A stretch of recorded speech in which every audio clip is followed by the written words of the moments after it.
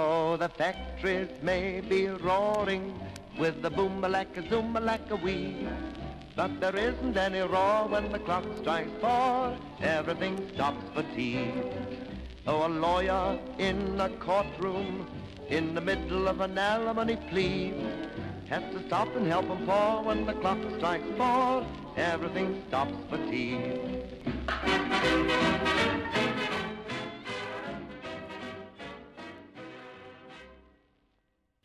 Hi, welcome to All the Tea in History. My name is Jillian, and a fun fact about me is that we are recording this in my basement. Hi Jill, my name is Allison, and a fun fact about me is that I played Santa Claus in a 3rd grade production of Rudolph. Hi, my name is Hannah, and a fun fact about me is that my side hobby is watching a live stream of deep sea submersibles. Oh. I didn't know that about you. I know, that's why it's a fun fact. I see. We're doing a deep dive. Oh! With the deep cut there. Ooh, got him. Ooh. What are we talking about today, Jill? Well, today we are going to be discussing not all of, but the most famous Romanov imposter. I don't know if you're familiar with her. Her name is Anna Anderson. At least that's the name she would eventually go by. And what are we drinking today, Hannah?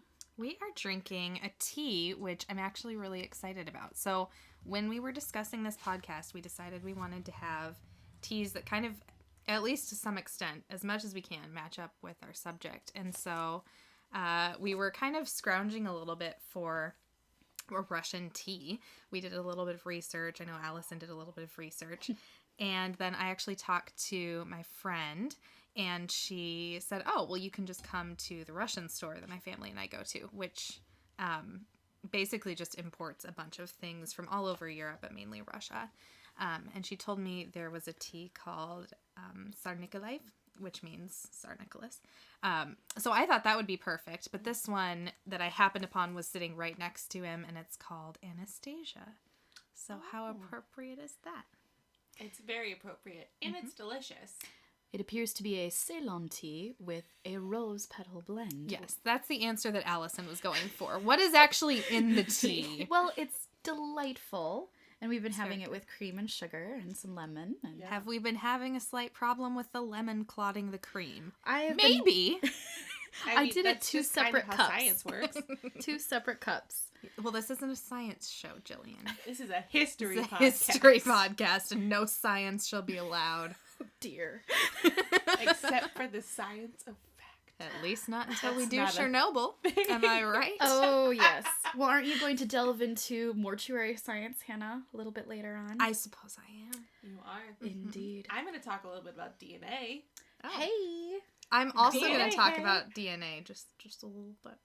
Oh, Okay. excitement. I'm going to talk more about Anna's DNA Okay. than the Romanov DNA. I figured since you're the Romanov, diehard, that's the wrong... The Romanov stan. Yeah. And when you were here and we watched the documentary on Netflix and you were correcting the documentary on Netflix that Yes. you could handle the burial. Maybe And- my fun fact should have been, hello, my name is Hannah, and I'm a complete know-it-all. No, you're not a know-it-all. Oh, you know that I am. Okay, I spilled tea on myself. given our line of work, we're all know-it-alls, all right? Yes. Yes, for those of you who are not familiar, Hannah, Allison, and I are all historians. We are indeed. What I'll be talking about today mostly involves how Don Bluth's heroes all look the same, and frankly, they're hot AF, so it's fine. Yeah. It's We fine. would be remiss to not discuss.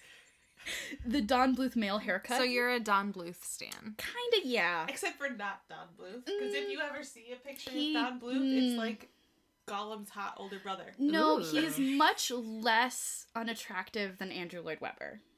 Wow, what That's a compliment. such a great bar. You set that bar as high as you can, Alice. Well, we had said that Andrew Lloyd Webber is a notorious troll person, and Don Bluth is significantly less of a notorious troll person. I feel like Andrew Lloyd Webber is who Rankin Bass based their Gollum on. Do you think Possible. if I have to bring down the tone and be really serious for a second. if I die young, I just want to make sure that you guys put those words on my tombstone. Not a notorious troll person. Sure. Or if you really can't bring yourself to write that, just less of a notorious troll person than Andrew Lloyd Webber. I think we can make that happen. We will speak at your funeral, and we will expound upon that quite. It's just, talking about death and we'll just hit play. Murders really makes you think about your mortality. Indeed. No. I mean, it does. It's sad. But I just want to be mummified. It's fine. Why? Oh. Why would you want that? You stick a sharp, red-hot poker, stick it up your nose, scramble things up a bit, then rip it all out through your nostrils. All right, Evie. We know who I stand. Now I'm just thinking about the death of King Edward. Ooh, that's a later podcast. Everybody. Yes. Let's not get into that. I don't really want to get into that. But that poker did, am I right? Oh, God. Edit that out. Okay. I feel like we should have a lot of jokes when we joke about editing things out, then don't. I agree. Now edit that out. You know what's really interesting? The Romanovs. Let's should we get start. into it? Let's start with the Romanov dynasty, shall we? And even a little bit on the 300 years of Romanov rule, and then suddenly revolution. Yes. And we should do impressions. Sorry, there may be some bad accents in this. Yeah. Just Or remember, I good have accents. Russian friends who will make fun of you. I fully okay. hope and expect to be made fun of. I'll have my friend Mark guest star, and he'll walk through doing his Excellent. very Russian impression. All right. So we're talking about the Romanov imposters, but before we get into that, we're going to talk about not only the assassination of the Romanov family, but a little bit about why they were imprisoned, and of course, the grand line that is the Romanov dynasty. So we'll just dive into that. Just a little bit of background if you're not quite to the nerd level that some of us have succumbed to. Succumbed. Welcome Welcome to our lives. Like it's illness. a disease. Yeah, it is. And we'll probably get a few things wrong, so Yeah. we are open to corrections as well, especially on pronunciations, because we'll give it our best, but that's all we can do. Yeah. This is We are three Midwestern girls. We are but three Cheers. poor Midwestern girls. At least we don't have this severe Midwestern accent. I can do that if you want me to. I think we all can if we really wanted Oh, to. goodness. It just really comes out when I get irritated and I'm trying to be nice. So I doubt that it's going to come mean, out on this podcast. In customer service interaction. Yeah, exactly. Oh, I know that's really stressful. I'm so sorry that you didn't get to go on your tour when it's 5:30 at night. Although statistically it is supposed to be one of the most well-liked accents, so keep doing it by all means. People think it's darn cute. So Awesome. We'll just bring him some hat dish and it'll be great. And my call center job, it was all about the charm. The charm. The charm. Cheer. The All charmed right, twins. Allison, take us away with 300 years of Romanov rule leading up to this dark moment in a basement. All I know about Russian history I learned from Miss Worsley. So Okay, there you go. so anyway, what I know, and I could be terribly wrong, but so Tsar, as just a term, way back, Caesar, right? Mm-hmm. So long term, this has been a family that's been around for 300 years by the turn of the century. So varying successful czars, varying unsuccessful czars. Yep. But by the turn of the century, we have in 1700s, 1800s, we have a lot of revolutions going on. Just it's popular to do. Yeah. Especially when you have larger countries that have a lot of class stratification.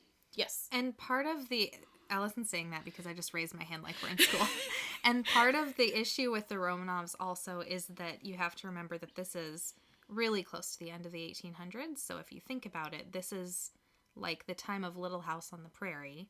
And so there's a lot of modernization going on. There's a lot of class mobility is becoming a different thing that kind of takes place in a lot of other areas. But in Russia, that structure is almost Not fully to this extent, but it's almost frozen in time. And so It's they're very fighting medieval. they're fighting an ever bigger battle to try to preserve this aristocracy and this idea of absolute power for the Tsar, and he is involved in the church, and it's this very mystical kind of union between himself, his country, and the church. And so you can see why revolution really kind of blossomed in Russia, because the divide eventually just got so big that people got very angry. And then you come to Nicholas, who I love how much he looks like his cousins. Yeah. So it's great. Post a picture on the thing, Hannah. I absolutely will. We have photos Yeah. as we dig into But this. they were known as the twins. Right. weren't they? Yeah. That's an interesting whole deal about Nicholas wanting to get out of Russia and maybe go to England and everything. Also, you said twins and kings. My mind instantly went to Man in the Iron Mask. I haven't seen it, you guys. Oh, it's bad. it's It's good, but terrible. it's bad. Okay. Just let me Like phrase Nicolas it. Cage worthy bad? Like early Leo DiCaprio bad. Young. Early Leo DiCaprio bad with Jeremy Irons Gerard Depardieu. and John Malkovich playing the Three Musketeers. Well, I look They forward eat to so this. much scenery. and Gabriel Byrne as the aging D'Artagnan. Mr. Bear? Yes. Oh. So much scenery is chewed. So much. I look forward to it greatly. Let me just Excellent. put it this way: Gerard Depardieu's character introduction is him with his pants down. Yep, pretty much. I Yeah. mean, he plays Porthos, so I mean that's par for the I'm course. sorry. How else would you start a movie, Jillian? How much of Gerard Depardieu's butt must one? I know, not even like young. Do you have a better way to grip the audience's attention? Don't want to talk Any about other gripping. way? It's not that kind of podcast. Oh dear. Oh, Okay, so it's the it. twins. So the twins. Who The were they, twins. Allison? Nicholas. Nicholas and George, right? One of the Georges. Many. Yep. So many. Yeah. So many So it Georges. would be, just for a little note here, by this point, as we all know, the European royal families are very well connected with each other. Thank And Victoria. Yes. And so Nicholas eventually actually married his cousin Alexandra, who was Queen Victoria's favorite granddaughter. And he was related to her. They were cousins. So the Romanov family is a very long line, but also they're very some of them are very English in many ways. Alexandra especially, because she was raised in Germany, so kind of with a more simple approach to life. Nicholas less so, because he is steeped in more of the Russian Sure. kind of traditional family. But they are all very interconnected, and that just increases the divide between them and the people of Russia. Well, and so did her Englishness, if I recall, because so you've got this royal family that is very connected to each other. As far as we know, they're a very close family. They're very loving. Yeah. And Nicholas is a great family man. Kind of not so good at the whole czaring thing. Yeah. And there's some really, really bad situations that really sort of boil up where basically the people just want to have some kind of say. They start off with doing, more of like, okay, can you just be a figurehead situation? And like so many other countries in Europe, but it was sort of a dig in your heels Like situation. England. Exactly. And a complete sidebar. The German connection actually provides a huge issue for the British royal family come World War II. No, World War One, because And- we're talking. Yes, Well, yeah, that World War too. One is where it originates, and then eventually they have to change their last name. Oh, for World War Two, sure. And that's where we get the Windsors. So I Well- think people forget that all these families are connected because the names have changed so much. Sure. Well, and the instability had been going on for a really long time. Right. Like even when Alex and, because her name was Alex initially, when Alex and Nikki wanted to get married, Queen Victoria was not a big fan, and she actually tried to dissuade Alexandra from that because she was concerned that the Russian throne was not stable, and she knew it, and people could see it coming. Unfortunately, where some countries adapt, it seemed like Nicholas and Alexandra in particular did not want to adapt. They wanted to hold on to their divine authority, and you see Alex in her letters over and over to Nicholas when they're in the middle of World War I. he takes the country to war. The idea, I think part of it is to bring some sort of unity. It does not do that. It does not bring a lot of glory, and the country doesn't really rally around him for a lasting amount of time. And then you have Alexandra kind of in the background encouraging him. Dig in your heels. The Russians need to feel a strong hand and hear a loud voice, and that's what the people need from you, where other countries who were more quick to adapt and change with the times survived a little better. Right. And then you have just the politics of that family, and then you have our buddy Rasputin. One of my favorites, really. Really and truly. Everybody's favorite. Let's He did have the best song in the Down Blues music. Don't talk. We're about- not going to sing that song because it's going to get stuck in my head for a year. We will sing it, but it'll be later in the podcast. Yeah, when I'm It'll gone. be our outro. It'll just be us singing Dawn Blues Good. music. Oh my lord. Well, so anyway, not a dark wizard in actuality, but maybe?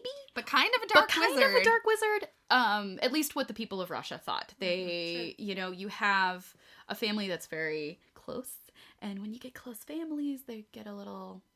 You have Insular? insular, and you marry your cousins, and then you start having genetic disorders, which isn't that what happened with Alexei? Yeah. So they had 4 daughters, and they were a very loving family. I can't highlight that enough. I think everyone kind of thinks Nicholas and Alexandra would have been a great English country family, because that's what they wanted. They wanted a very private life. They wanted to be with their family. They were very deeply and quite sincerely religious, which was for the better and for much the worse in a lot of situations, because they incorporated that with a lot of their intransigence. But so they had 4 daughters, were very happy with them, but needed an heir for the throne desperately, and they got one as their last child, their 5th, which was Alexei. And he unfortunately had an issue that they had not foreseen, but had been kind of worried about since the beginning. And that was hemophilia, if I'm correct, right? Yes.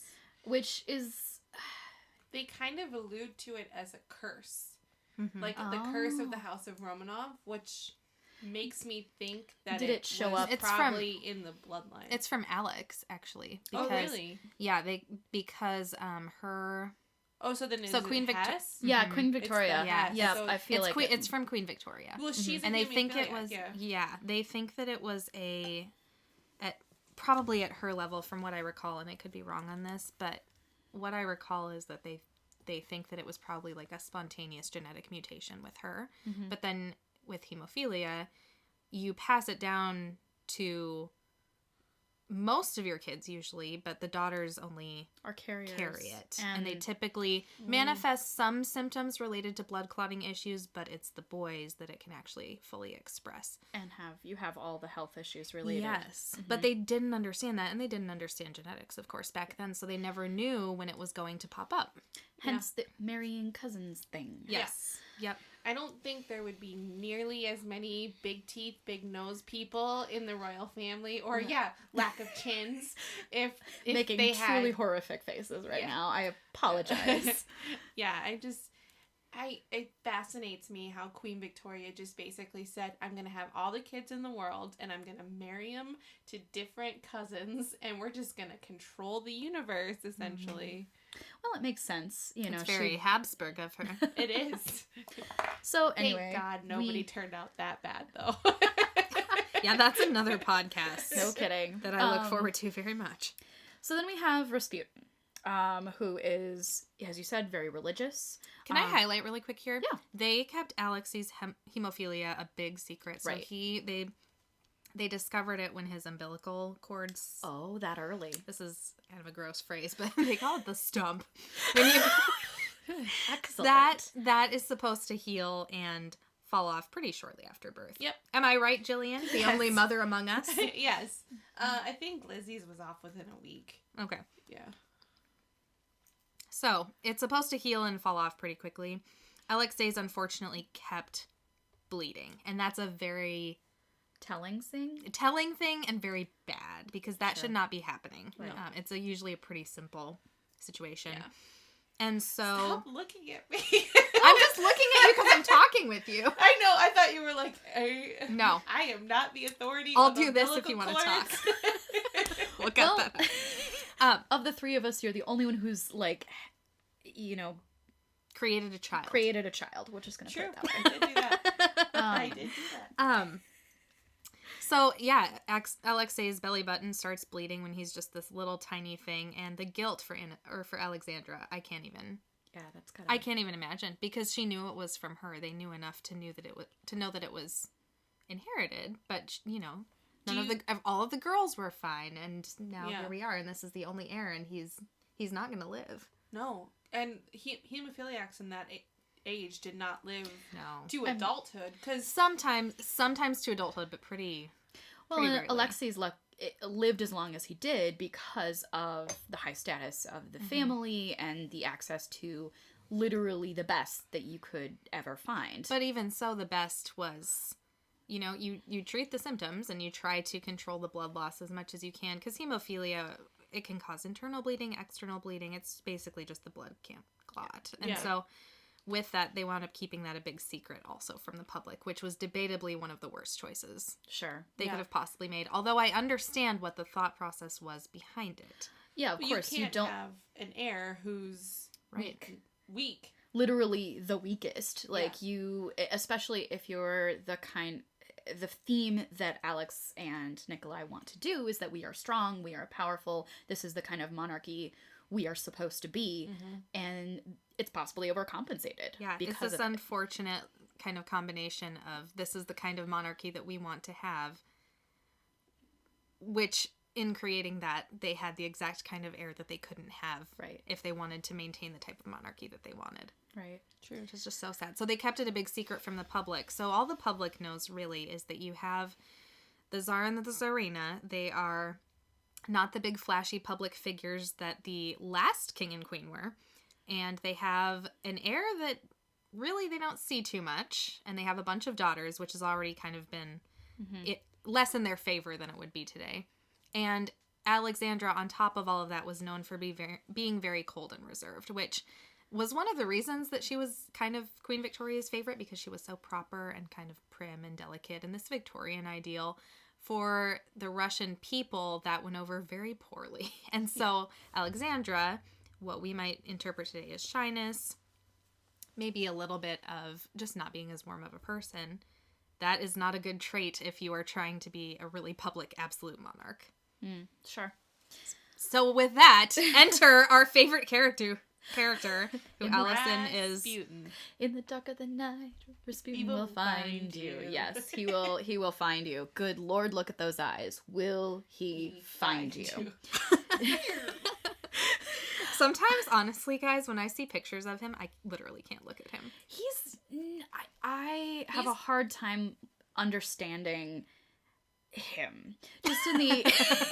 Well, okay. It's so true. No, I'm laughing because it's so accurate. Well, okay, so he ends up... He's a religious figure, but he's kind of one of those, monk acolyte type figures, but he's also really charismatic, and he gets people fawning all over him, and he ingratiates himself into the royal family, and he continues to have people falling all over him, and there's rumors of women and... Well, he'd fallen into with the Khaleesi sect. Oh. I believe it's called, which is fun. a very... Have you heard of this? Mm-mm. Oh, boy. I liked how she reacted like she totally knew who it was. I was like, good for you. I've never heard of it. Whenever you start talking about weird religious sects, they're always going to be That's that how way. Ellison reacts to something she really wants to hear about. Tell me more. With hungry eyes. So they were just like basically, and again, this is kind of something that I didn't look into right before this podcast, but we'll pin it to the board or put it on the website. And there's debates over to what extent he was involved with them, but there was a religious sect called the Khaleesi's, and they were into, all I can think, I was watching a documentary show on Netflix in preparation for this, and let us just say that in all of the scenes with the Khaleesi's, the only thing that was playing in my head was the Marvin Gaye song "Sexual Healing." Oh, no. Oh, one of those kind of is yes. it you achieve God through sexual... A bit. The going theory. The going theory is we must repent. And how can we repent unless we sin? And sin hard. Oh, no. Well, see, the question for me is when you're talking about these more secretive religious sects is how is how accurate any of the knowledge we have about them is, or is this the kind of thing that, as a kind of weirdo religious leader who has ingratiated himself within the royal family, how much of any of this is actually true? Well, this was going on before him. Okay. So the Khaleesi's were known before him, and then he kind of fell in with them along the way as he was kind of developing his religion, because he was from a village. He went on this big pilgrimage in punishment for stealing a horse or something, and then fell in with the Khaleesi's and was like, "This is my jam." And didn't he leave a wife and child behind? Yes, yes. Yeah. A very, very, very repentant patient wife. Yeah, because does she not, like, stand by her man through this whole situation? I hate that term, but yes. I know. That's why I say it. I know that's why you say it. Is it Because whenever I hear it, I think of Rasputin's wife. I think it was Maria, but I don't remember. They're all named. It's like the English family is like, it's all Mary and John. Yeah, pretty much. True. But he fell in with the Khaleesi's and then was like, I can work with this. And there's other things that they were into or reportedly into. We'll leave that for your own research. But yes, he just kind of developed this mystical, very charismatic, sexual energy. Which is terrifying if you look at the man. Yeah. Yep. Like, and we're 100 plus years removed here, and so we can't know that charisma that one must have when you're in the same room as them. But when I think of a charismatic person, that person does not look like Rasputin. No. On any level, no. And if you do not know what Rasputin looks like, check out our Instagram, @AllTheTeaInHistory. There will be several excellent photos. It's coming up on Valentine's Day. Do you think we should do a series where we do, like, Rasputin pickup lines? Oh, God. Oh, no. In the dark of the night, I will find you. Should we achieve higher clarity together? Oh, God. I don't wanna. His beard is so long, you guys. So anyway, we have Rasputin, and so this is... Basically, you've set up for a situation where you have a family who's relatively secretive compared to families that have come before. You have them connected to people that the lower classes and anybody in Russia is pretty suspicious of, that look like they have a lot of control over their monarch. And you have Nicholas, who's getting them into a world war. Yes. And that, of course, in all the world wars, the people of Russia suffer mightily in huge ways. And you've got policies related to the Jewish populations. Basically, you have a lot of people being treated very, very terribly and who can't look to their leadership for any comfort. And they're seeing all these other countries that have just shucked the monarchs out or tried to work with them in different ways. Yeah. And in the middle of all this, you have Rasputin, who comes in because you have, at the core of it, two people who are very vulnerable with a sick child. And Rasputin is something of a healer. Yeah, or he tries to be. Yeah. Well, he sort of sells himself as, I can fix your son. And if that is your heir, if that is the future of the Romanov line, if that is the only way that this 300-year dynasty continues, you bring in anything. As a parent, if my kid was sick and someone told me I could fix it, I'd be like, fix it. Fix it right now. With this magical sexual hermit that's just come on by. See, that's my favorite kind of hermit. I might ask for a few references. But well, I'm sure he had plenty. There's lots of people in Russia. Well, he'd been working his way up the Russian royal class, That's too. true. So in that way, he did have references. And they were like, seems great. Look at his eyes. Would those eyes lie to you? Well, I mean, if you think about it, it's a very medieval tradition to have your own sort of like hermit on your property. And he was a hermit on their property. He was. Sure was. I Didn't would the hermits encourage have them. to pay taxes or something? I don't know. Well, medieval, you have got surfing and all that sort of things. Taxes are slightly different. No, when not you're- that kind of surfing, Jillian. I see the look in your eye.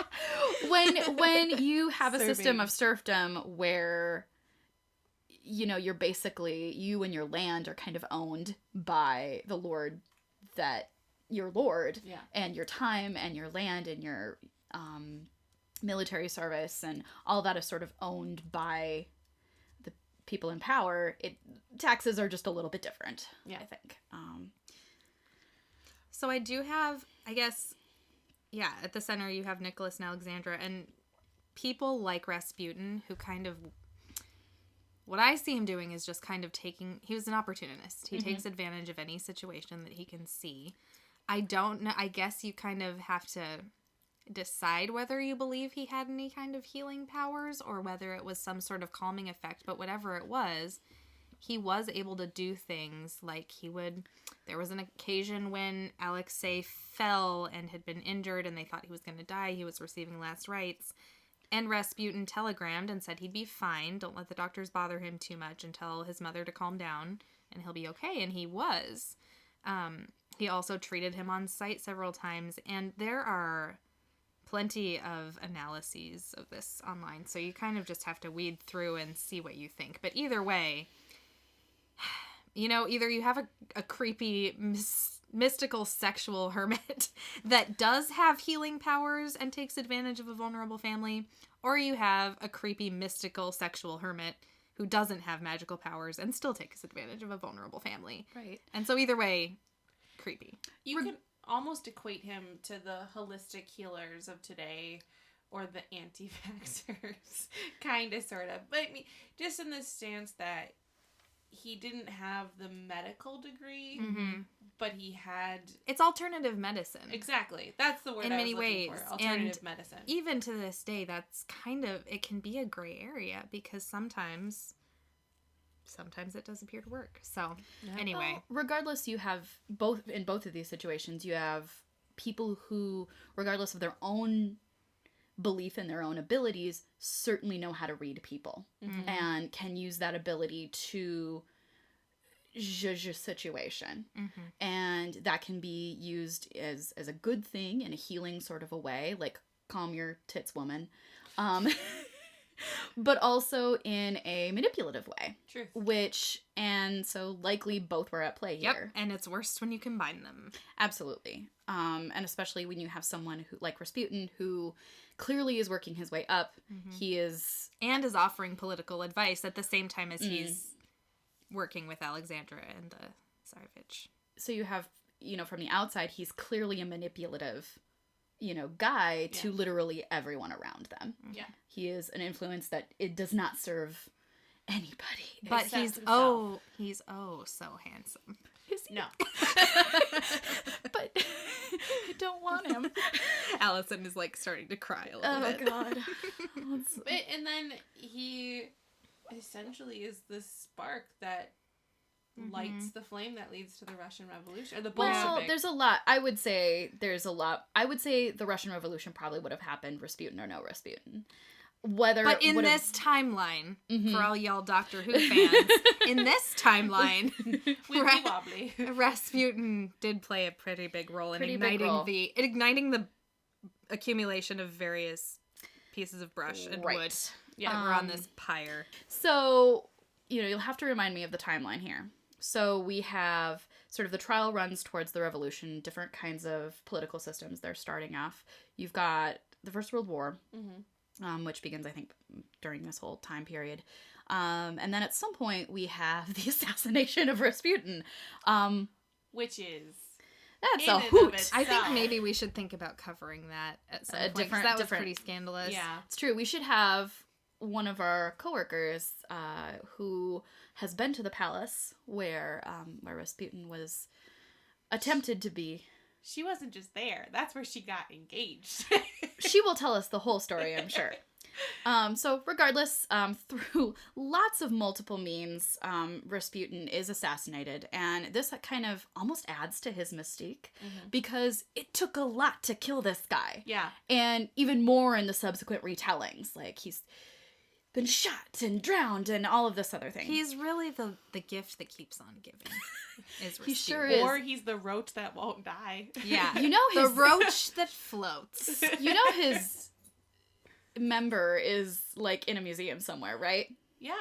I read that it was debunked, but maybe we'll have to do a I little hope- research. Hitler's is in a museum. No, I don't Well, think so, because they thank don't even know his goodness. body is. Oh, you're right. You're totally right. No, somebody else's is though. There's. I don't know who I'm thinking of. Oh gosh. I don't know who you're There's thinking another of. podcast for you. Phalluses in history, everybody. Okay, so regardless, the royal family, as the Bolsheviks come to more and more power, it's pretty much they need to push the royal family aside and aside and aside. At some point, they just want them out. So they put And- them under house arrest primarily and basically move them to smaller and tighter confines for quite a while. Right, for years, right? Yeah, yeah. And then eventually they get kind of shuffled away because they are actually literally in danger from the people. The guards have kind of abandoned them and they're not able to even keep them still living where they're quartered. And they're eventually pushed to this teeny, teeny, tiny little town in the Ural Mountains, which is called Ekaterinburg. And they're taken to, what is the name of the house? The Apatiev house. Which translates to? Well, it doesn't translate to. Oh, okay. See, It doesn't translate to, but they referred to it as the House of Special Purpose. which is in itself the most ominous name you can Right. give to a place that you're taking your king, your czar. Your Well, he's Caesar. no longer, and they don't know what to do with the royal family, really. And you have different people in different aspects of the Bolshevik government who, or trying to become a government anyway, who on the one hand, they don't, especially the people who are actually guarding the Romanovs, don't have anything personally wrong with them. But at the same time, you also have them as a clear and present danger. Like, they are, if they escape, there are certainly some royalists that still exist, and if they get out of the country, they could be used as, especially Nikolai and Alexei could have been used as, you can reinstate the czar. Right, exactly. And, that kind of things happened, with your various French monarchs throughout all of that series of revolutions. And so, you have people who just want them to go away. Yeah. And so this is kind of what they try to just, out of sight, out of mind, them. And then that becomes not good enough anymore. Yeah. And I think as long as they were breathing, the Bolsheviks' claim would not have been as strong. It Yeah. wouldn't. The Soviet Union could not have come to be if they had lived. I think in one of the sources that I was researching, they referred to the kids as like a living banner. So it's basically, they talk about that with Marie Antoinette as well and her kids, how they were, it's not necessarily that they thought that they themselves even would try to take over power, but the heirs always represent a rallying point for dissenters from whatever government is taking over. So they're always used, especially for kids and women, tend to be used as stands, as puppets. You've got your Lady Jane Grey, you've got your Princes in the Tower. Oh, yes. coming soon. Yeah, excellent. I am excited for party times. To quote Kate Beaton once again. But yeah, and so they're a huge liability. And then you have the special purpose. Truth as well, the special purpose.